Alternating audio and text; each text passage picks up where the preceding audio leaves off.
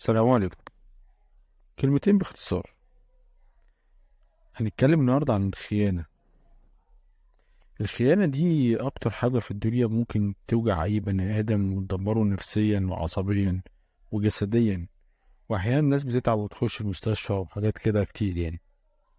النهاردة هنتكلم عن الخيانة، إزاي نقدر نتخلص منها بسرعة جدا من غير ما نحس بألم ووجع شديد.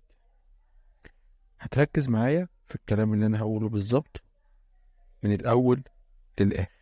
كل خطوة هنقولها مهمة جدا، بس أهم حاجة تبقى واخد قرار من البداية إنك هتتخلص من الموضوع ده بدون ألم.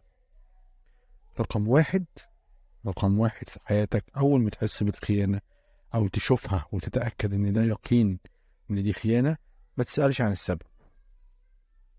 اتأكد بس إن دي خيانة تامة، موضوع خلاص انتهى.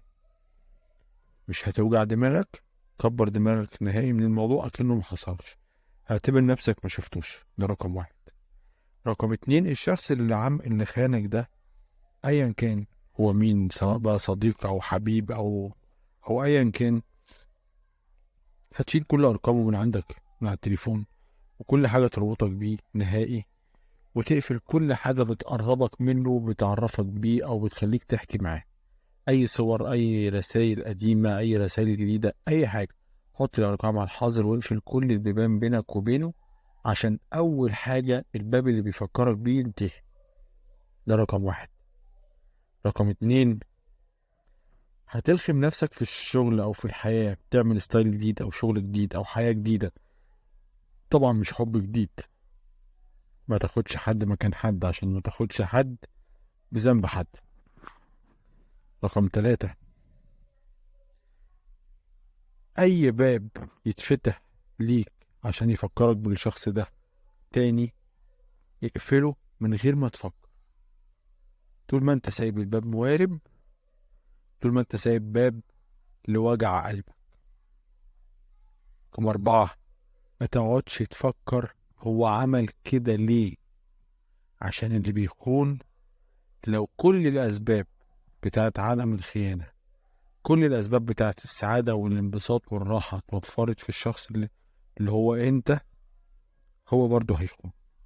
حتى ما تسألش عن السبب، إن السبب هيبقى حاجة من الاتنين.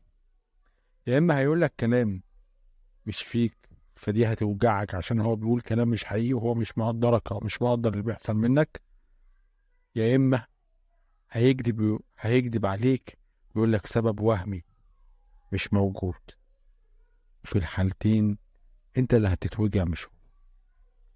خامس حاجة، عيش حياتك اكنه ما حصلش وقرب من ربنا كتير، لان ربنا وحده هو اللي يقدر يخرجك من الكلام ده بسهولة جدا.